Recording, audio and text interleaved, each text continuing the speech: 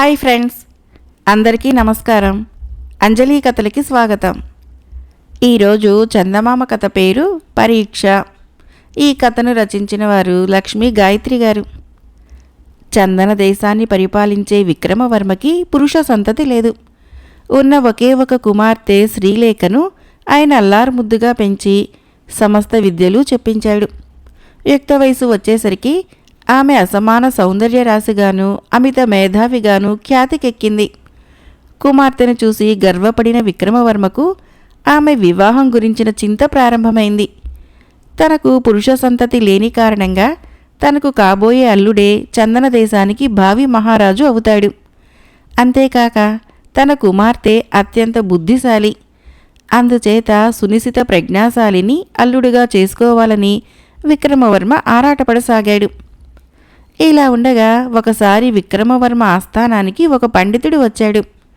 ఆయన రాజుకు తనను తాను పరిచయం చేసుకుంటూ, మహారాజా, నన్ను కేశవ భట్టు అంటారు. నా స్వదేశము మధ్వదేశము. కాశీ తక్షశిల విద్యాపీఠాల్లో నన్ను మించినవాడు లేడన్న పేరు పొంది అనేక దేశాల పండితుల్ని ఓడించి ఆయా రాజుల చేత సన్మానాలు పొంది వస్తున్నాను. నేను 3 ప్రశ్నలు అడుగుతాను. వాటికి మీ దేశంలో ఉన్న పండిత పామరులు ఎవరైనా సమాధానాలు చెప్పవచ్చు. సరైన సమాధానాలు చెప్పగలిగితే చెప్పిన వ్యక్తి ముందు శిరస్సు వంచి నమస్కరించి నా బిరుదులు గండపెండేరము ఆ వ్యక్తి పరం చేస్తాను. అలా కాని పక్షంలో నన్ను మీ ఆస్థాన పండితుల చేత పల్లకీలో మోయించి సత్కరించి పంపించాలి. అంగీకారమైన పక్షంలో చెప్పండి అన్నాడు. కేశవభట్టు అహంకార ధోరణి పండితులకే కాక విక్రమవర్మకి కూడా అసహ్యకరంగా తోచింది. అయినా పైకి ఏమీ వ్యక్తం చేయకుండా, మీ షరతులకు అంగీకరిస్తున్నాము. మీరు 3 ప్రశ్నలు అడగండి. మా దేశస్థులు వాటికి 3 రోజుల్లోగా సమాధానం చెబుతారు అన్నాడు. కేశవభట్టు అంగీకారంగా తల ఊపి ఇలా చెప్పాడు. నా మొదటి ప్రశ్న, ఎవరూ కాదనలేని నిజం ఒకటి చెప్పాలి. అయితే అది తిరుగులేని అబద్ధమై ఉండాలి. రెండవ ప్రశ్న, వినిపించని శబ్దము కనిపించని దృశ్యము ఏమిటి? మూడవ ప్రశ్న, కూలీవాడి దగ్గర నుంచి రాజు వరకు ఏ వ్యక్తి అయినా అతి తేలికగా లొంగిపోయేది దేనికి? కేశవభట్టు ప్రశ్నలు వినగానే విక్రమవర్మ ఆస్థాన పండితుల ముఖాలు వెలవెలబోయాయి. దానిని గమనించిన కేశవభట్టు తనకు విజయం తప్పదని సంతోషిస్తూ రాజు దగ్గర సెలవు తీసుకొని తనకు ఏర్పాటు చేసిన విడిదికి వెళ్ళిపోయాడు. కేశవభట్టు వెళ్ళిపోగానే ఆస్థాన పండితులు జవాబుల కోసం చర్చించుకోసాగారు. మొదటి ప్రశ్నకు జవాబు ఎవరూ చెప్పలేకపోయారు. రెండవ ప్రశ్న తర్కశాస్త్రానికి సంబంధించినదై ఉండవచ్చునని, వినిపించని శబ్దము ఆకాశము, కనిపించని దృశ్యము వాయువు అయి ఉంటుందని అభిప్రాయపడ్డారు. కూలివాడి నుంచి రాజు వరకు ఎవరైనా సరే లొంగిపోయేది వ్యాధికి కావచ్చునని ఊహించారు. కానీ విక్రమవర్మకి వారి సమాధానాలు తృప్తినివ్వలేదు. ఆయన పండితులతో, కేశవభట్టు చాలా అహంకారే కావచ్చు, కానీ గొప్ప మేధావి. అతడి ప్రశ్నలు ఎంతో నిగూఢంగా ఉన్నాయి.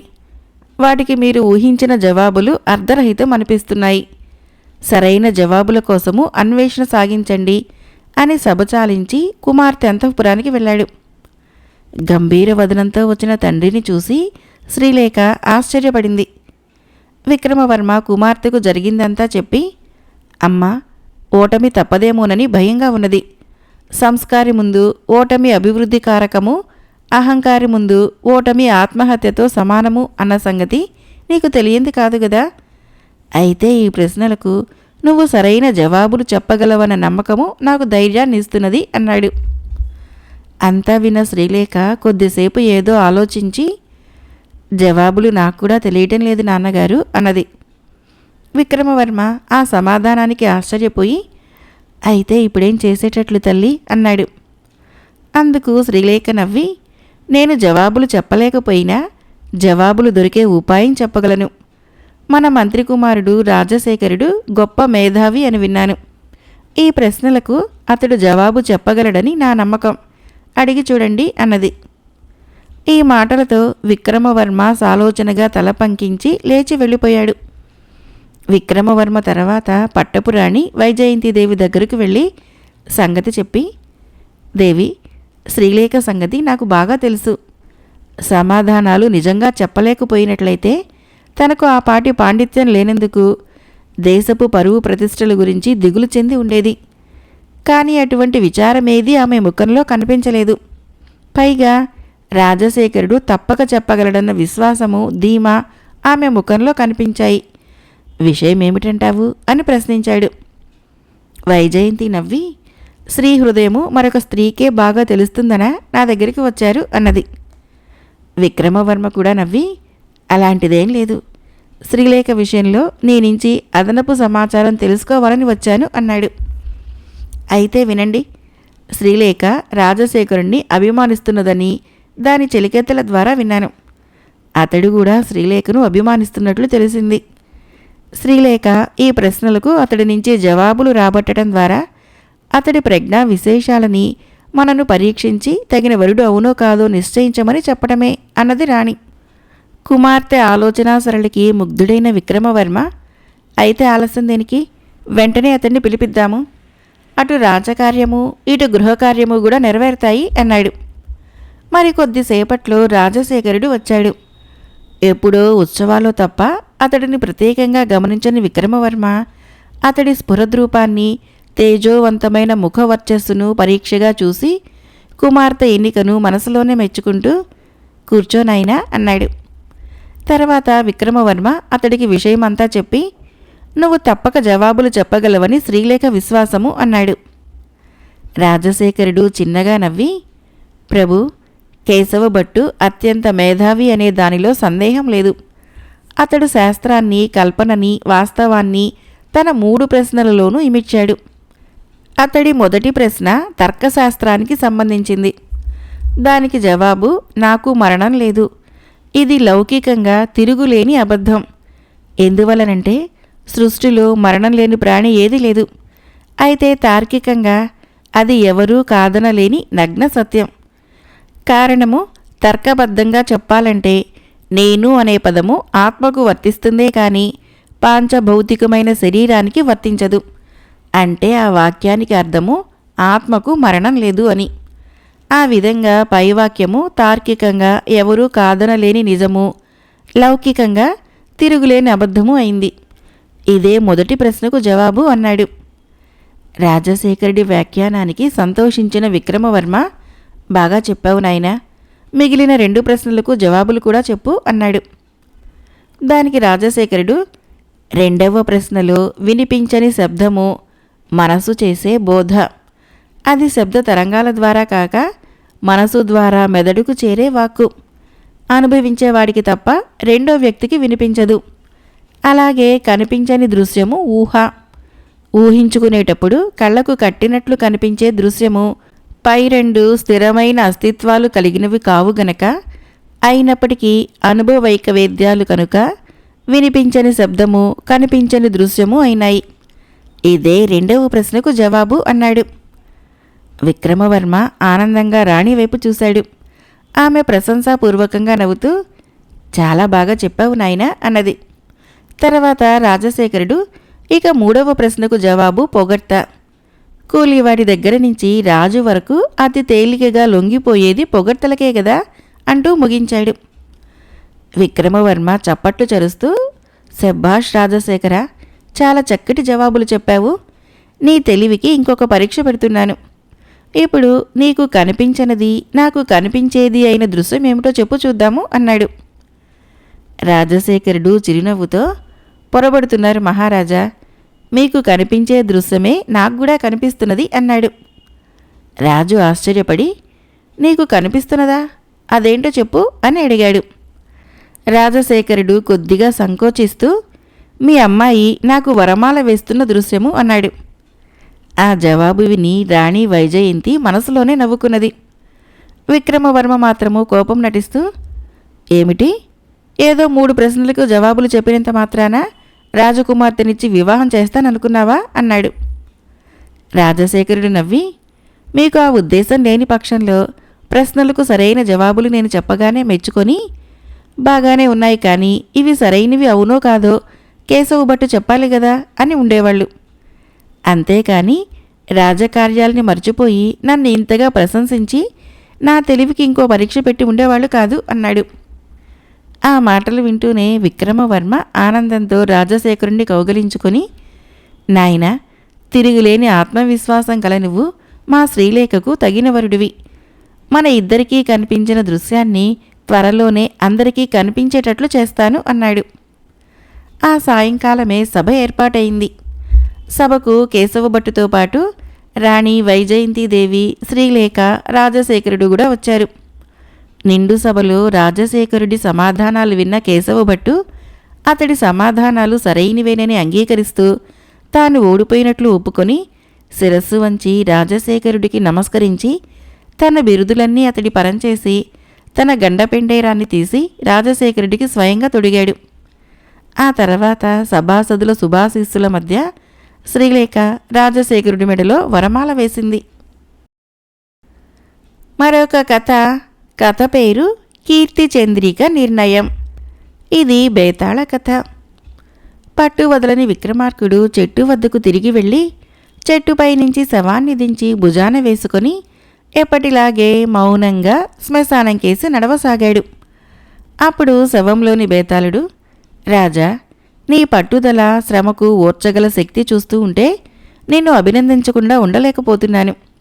అయితే తీరా కార్య సాఫల్యం అయ్యాక దాన్ని అవివేక కారణంగానో అర్ధహీనమైన పట్టింపుల వలనో చేజేతులా పోగొట్టుకోగలవేమోనన్న అనుమానం కలుగుతూ ఉన్నది.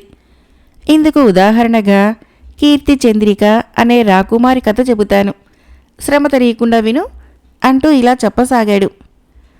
స్వర్ణదీప్తి రాజ్యాన్ని పరిపాలించే విశ్వక్రాంతుడు ప్రజాభిమానాన్ని చూరగొన్న రాజు. అతడికి అజాతశత్రువు అన్న పేరు ఉండేది. సాటి రాజులు పరిపాలనలో విశ్వక్రాంతుడిని ఆదర్శంగా భావించేవాళ్ళు. విశ్వక్రాంతుడికి చంద్రదీప్తుడు ఒక్కడే కొడుకు. అతడు యుక్త వయస్కుడయ్యే నాటికి సద్గుణవంతుడుగా, అంతకు మించి పరాక్రమశాలిగా కీర్తిగాంచాడు. దానితో కుమార్తెలున్న మహారాజులు అతడిని తమ అల్లుడిగా చేసుకోవాలని ఉవ్వుళ్ళూరసాగారు. వారిలో సౌగంధి రాజ్యము రాజు సూర్యకేతుడు ఒకడు. సూర్యకేతుడు విశ్వక్రాంతుడికి ఆప్తమిత్రుడు. తన కుమార్తె కీర్తిచంద్రికను చంద్రదీప్తుడికిచ్చి వివాహం చెయ్యాలని అతడు ఆలోచిస్తున్న తరుణంలో కీర్తిచంద్రిక చిలికత్తె ద్వారా అతడికొక విషయం తెలియవచ్చింది. అవేమిటంటే కీర్తిచంద్రిక చంద్రదీప్తుణ్ణి మనసారా ప్రేమించి ఉన్నది.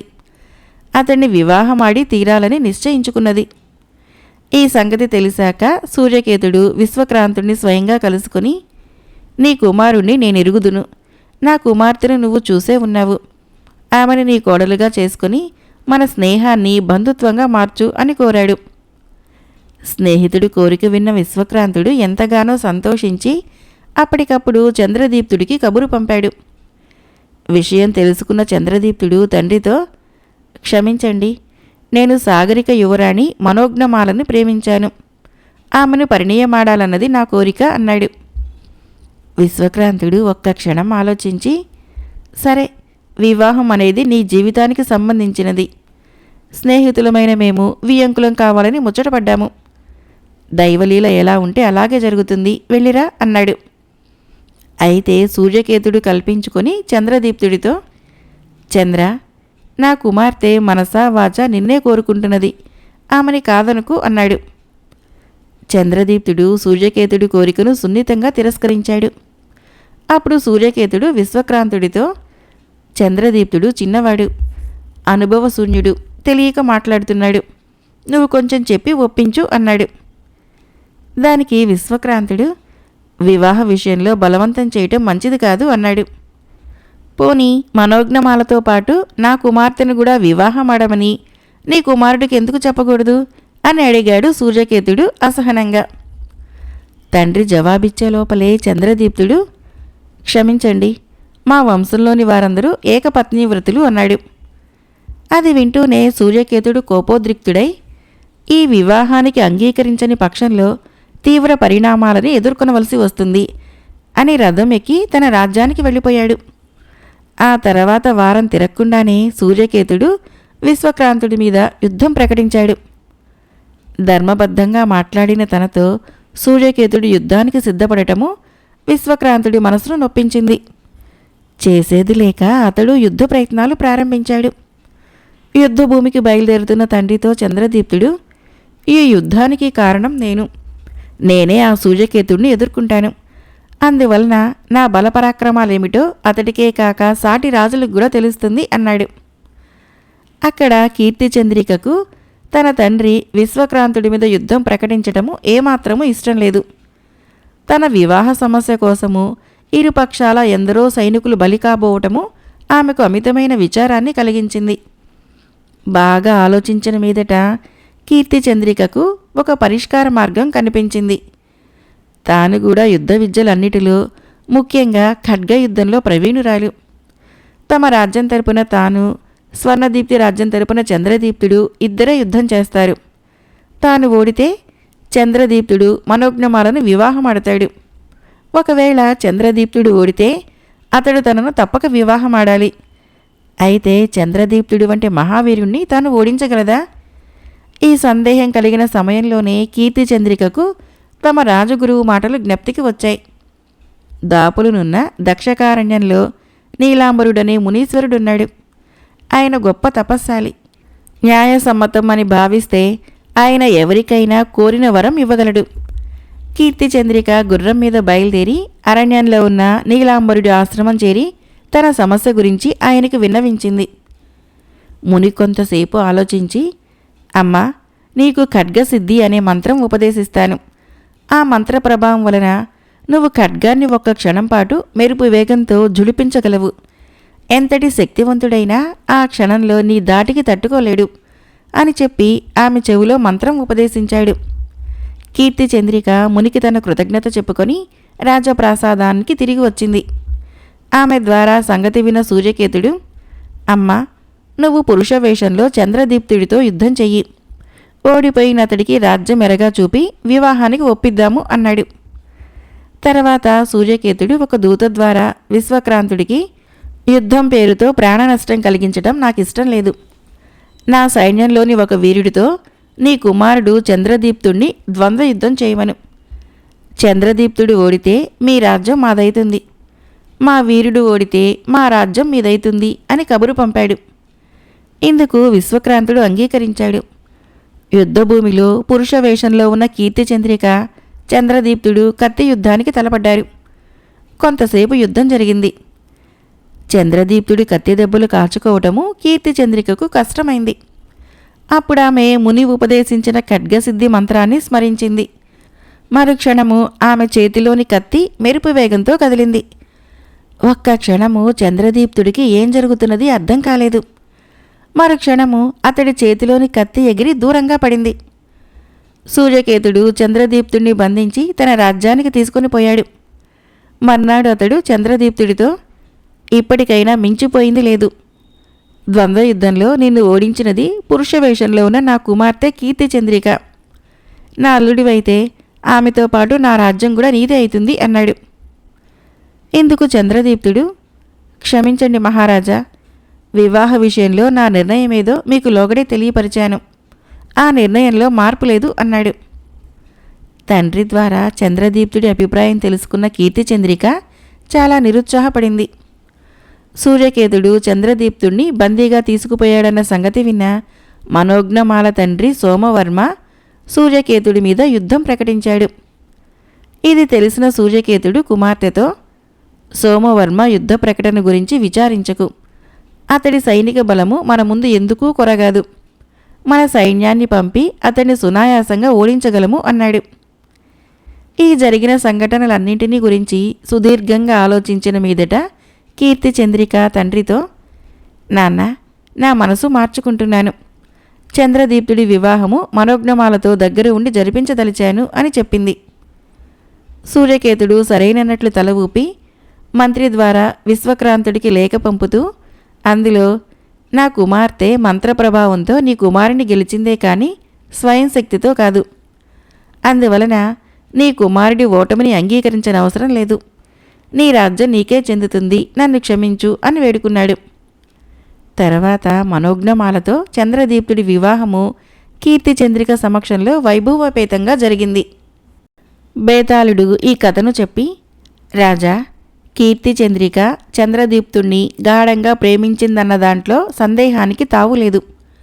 చంద్రదీప్తుడు ఆమెను తిరస్కరించాడు. అయినా కీర్తి చంద్రిక అంతటితో ఊరుకోక ముని నుంచి మంత్రోపదేశం పొంది అతన్ని ఓడించింది. అప్పటికీ చంద్రదీప్తుడు ఆమెతో వివాహానికి అంగీకరించలేదు. ఈ దశలో కీర్తి చంద్రిక అతడిపై కక్ష సాధించక అతడు ప్రేమించిన మనోజ్ఞమాలతో దగ్గర ఉండి ఎందుకు వివాహం జరిపించింది? ఇది అవివేకము, అర్ధహీనము అనిపించుకోదా? ఈ సందేహాలకి సమాధానం తెలుసు కూడా చెప్పలేకపోయావో నీ తల పగిలిపోతుంది అన్నాడు. దానికి విక్రమార్కుడు, కీర్తి చంద్రిక స్వతహాగా సాత్వికురాలు. యుద్ధం వలన ఎందరో ప్రాణాలు కోల్పోవటం ఇష్టం లేక, అయినా చంద్రగుప్తుడిపై గల ప్రేమను మరచిపోలేక మునిని ఆశ్రయించి మంత్రోపదేశం పొందింది. ద్వంద్వ యుద్ధంలో ఓడి మనోజ్ఞమాల కోసము రాజ్యాన్ని కోల్పోవటానికి కూడా సిద్ధపడిన చంద్రదీప్తుడి ప్రేమ ఎంత బలమైనదో ఆమె గ్రహించగలిగింది. ఈ పరిస్థితుల్లో స్త్రీ సహజమైన ఓర్పు, త్యాగము ప్రదర్శించి మనోజ్ఞమాలతో చంద్రదీప్తుడి వివాహం జరిపించింది. అంతేకాని అవివేకము, అర్ధహీనమైన ఆలోచనల వల్ల మాత్రం కాదు అన్నాడు. రాజుకు ఈ విధంగా మౌనభంగం కలగగానే బేతాళుడు శవంతో సహా మాయమై తిరిగి చెట్టెక్కాడు. ఈ కథకు ఆధారము ఎన్ శివనాగేశ్వరరావు గారి రచన. మరొక కథ పేరు ఇంగితం లేని పండితుడు. ఈ కథను రచించిన వారు భైరి సత్యనారాయణ గారు. రామాపురంలో రామశాస్త్రి మహాపండితుడు. ఆయన తరచుగా దేశాటన చేసి రాజాస్థానాలకు వెళ్ళి తన పాండిత్యాన్ని ప్రదర్శించి బహుమతులు పుచ్చుకొని వస్తూ ఉండేవాడు. ఒకసారి ఆయన నదిని దాటవలసి వచ్చింది. పడవ నడిపేవాడు 10 వరహాలు కావాలన్నాడు. రామశాస్త్రికి కోపం వచ్చి, నేను మహాపండితుణ్ణి, మహారాజులు సైతము నాకు పాదాభివందనం చేసి డబ్బు బహూకరిస్తారు.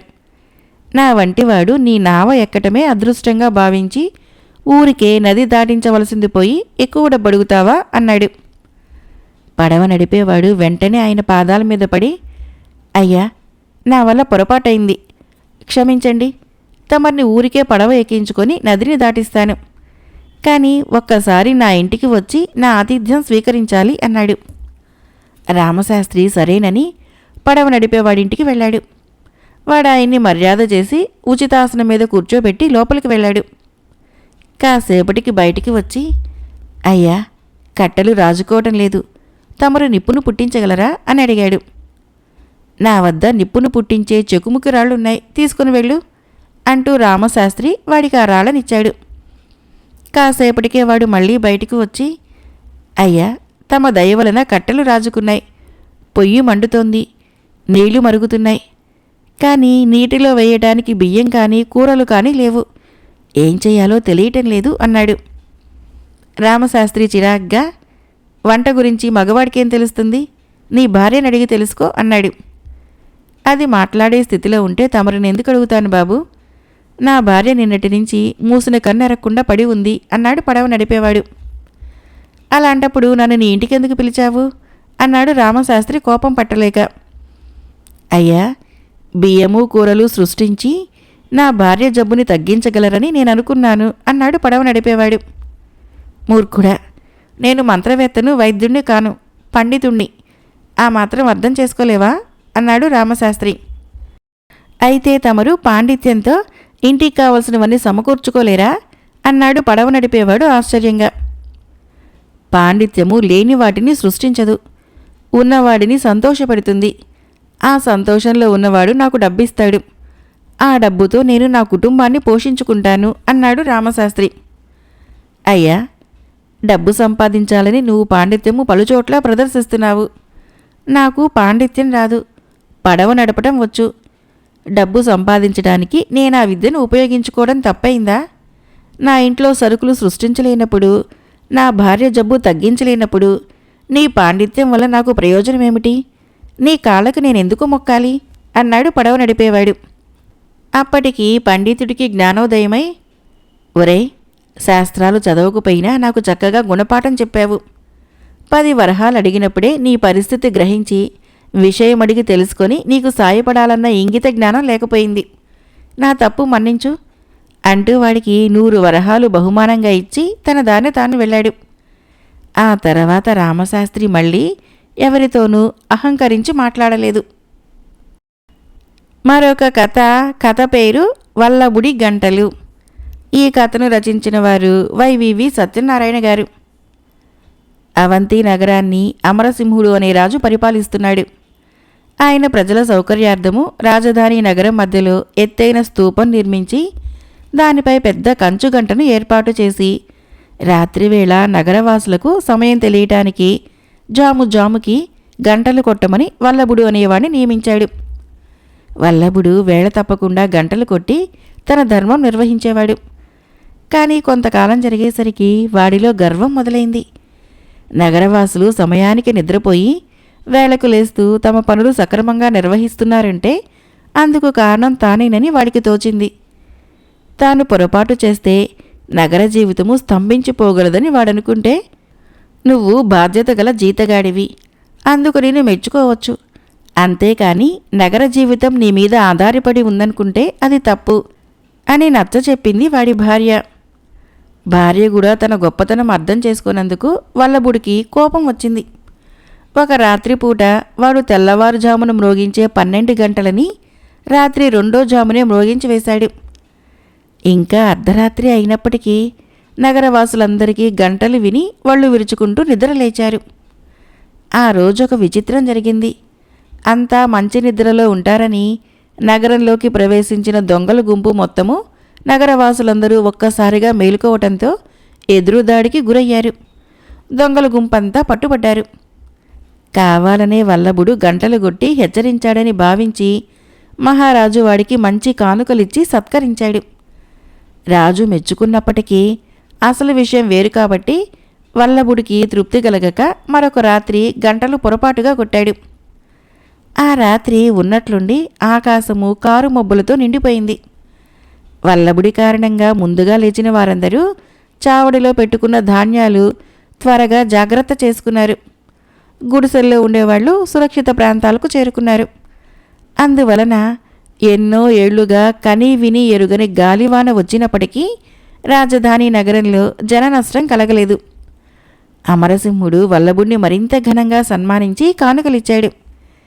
కానీ వల్లభుడికి తృప్తి కలక్క తన గొప్పతనం రుజువు చేసుకునేటందుకు మరో అర్ధరాత్రి పూట పొరపాటుగా గంటలు కొట్టాడు. ఈసారి అంతఃపురంలో అమరసింహుణ్ణి హత్య చేయటానికి పూనుకున్న రాజద్రోహులు పట్టుబడిపోయారు.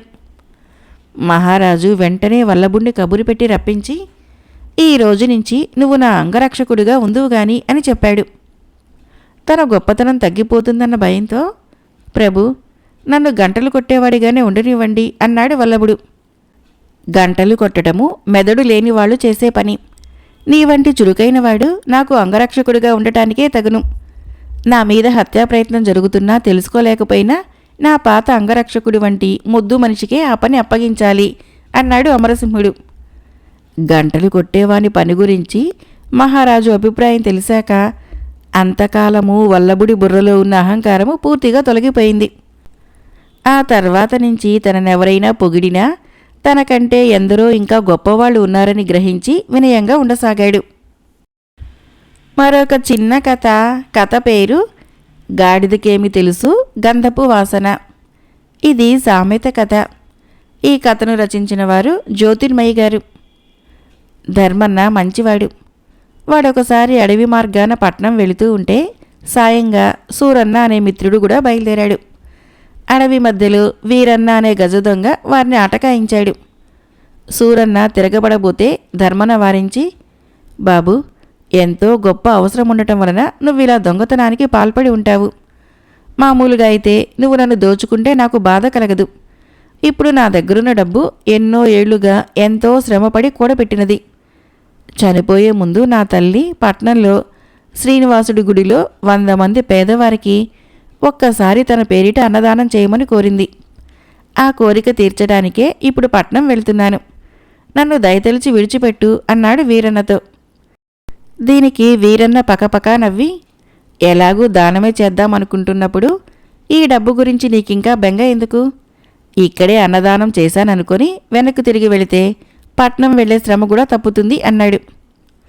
అప్పుడు సూరన్న ధర్మన్నతో, మిత్రమా, గాడిదకేం తెలుసు గంధపు వాసన అన్నట్లు దోపిడీ దొంగకు తల్లి కోరిక తీర్చడంలోని తృప్తి, పేదలకు అన్నదానం చేయటంలోని సంతోషము ఎలా అర్థమవుతాయి అంటూ వీరన్నను ఎదుర్కొని క్షణాల మీద వాడిని మట్టి కనిపించాడు. సూరన్న ధర్మమా అని ధర్మన్న పట్నం వెళ్ళి తల్లి కోరిక తీర్చగలిగినాడు. కథ అయిపోయింది. ఫ్రెండ్స్, ఈ కథలు మీకు నచ్చినట్లయితే మన ఛానల్ని తప్పకుండా సబ్స్క్రైబ్ చేయండి, లైక్ చేయండి, షేర్ చేయండి, కామెంట్ చేయండి. Thank you.